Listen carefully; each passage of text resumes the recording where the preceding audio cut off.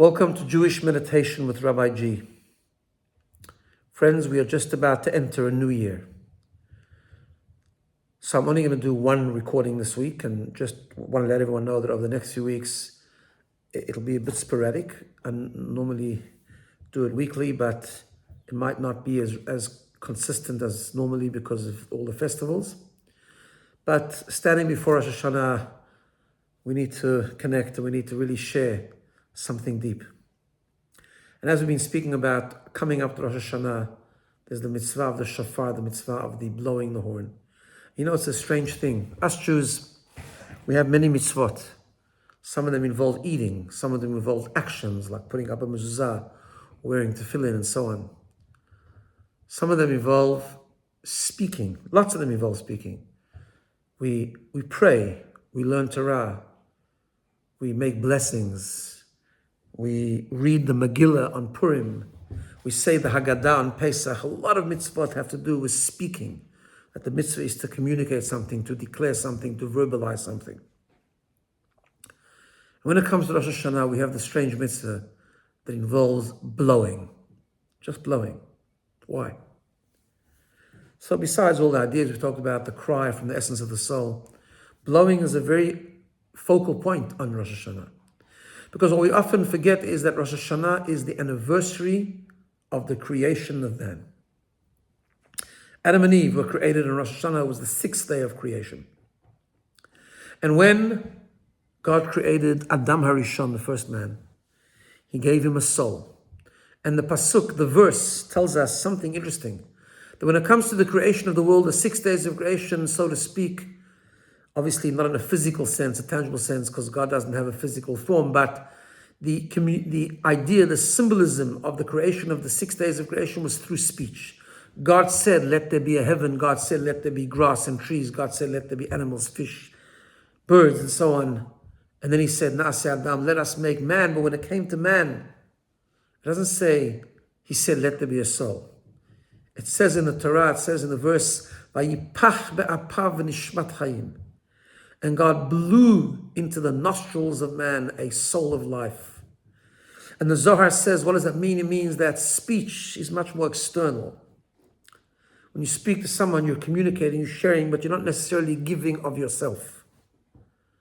When you blow, says the Zohar, man denafach, someone who blows is blowing from his inside. He's giving part of him.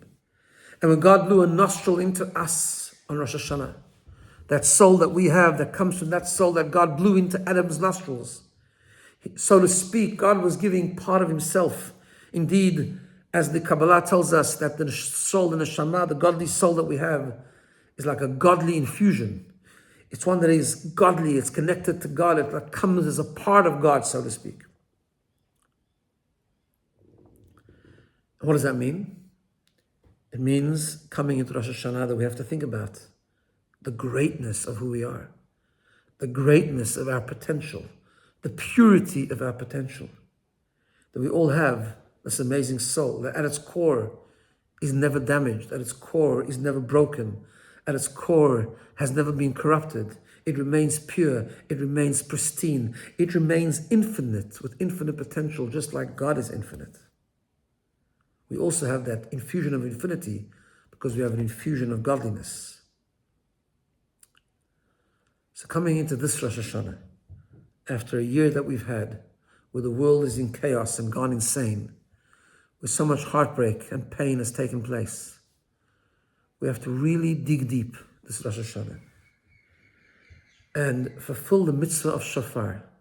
That's why shofar is blowing, because Rosh Hashanah we reconnect to God's blowing, the blowing of our soul into our being.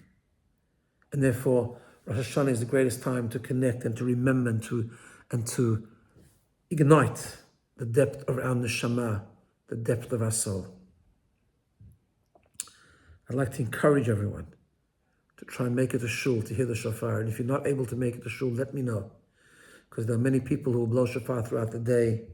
There are many different opportunities and shofar blowings that BINA is doing. Please let me know. Try not to miss the shofar this Rosh Hashanah. I think this Rosh Hashanah, like no other one, we need to really make it work. We really need to connect on a deeper way, because now's the time like no other time to really connect to our Jewishness. The pain and the challenge that we've experienced over the last year should not lead us to despair, because despair is not a Jewish option, but it should lead us to an urgency, to a deeper connection, to a deeper love of God and love of our Jewishness, to a deeper pride. So let's reflect on our neshama, our soul, and let's express it through the blowing of the shofar, through the hearing the sounds that come from the blower who produces those signs of a simple cry coming from the depths of the soul that we do on Rosh Hashanah. Let's reflect on that just a little bit. Just think, imagine in your mind, as an exercise. If you ever heard the shofar, just try and think in your mind, hear it in your mind, the sounds of the shofar being blown. Simple sounds. Like that. Broken sounds, like tu tu tu tu tu tu tu.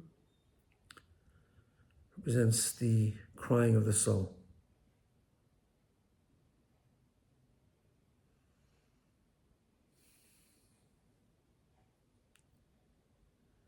And then think about your soul. Think about blowing.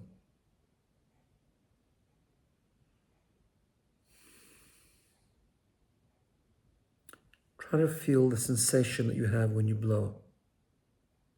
If it makes it easier, try blow a little bit.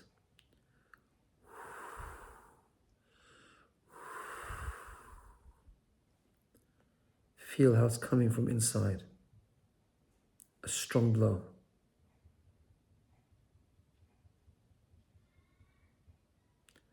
God blew the neshama into us.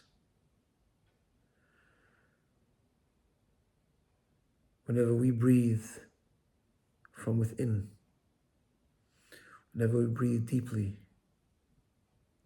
we express our soul, our neshama.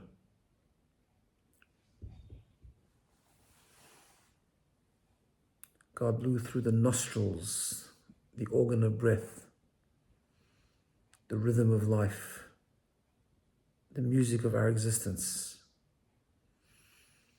One breath at a time is connecting, expressing the godly infusion of our soul.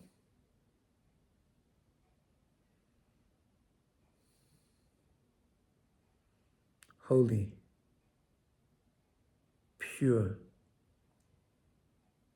pristine, godly, infinite. Let's connect with our neshama. Let's blow the shofar, deeply connecting with who we are.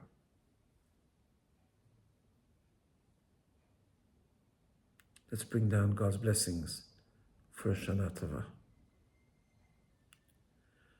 I want to take this opportunity to wish, first of all, those that listen, to thank you always for listening, and to wish you and your family Shana Tova Umetuka. May it be a good year for ourselves, for our families, but of course more broadly for Am Yisrael, for the land of Israel, for the entire world. Am Yisrael Chai, Shana Tova Umetuka.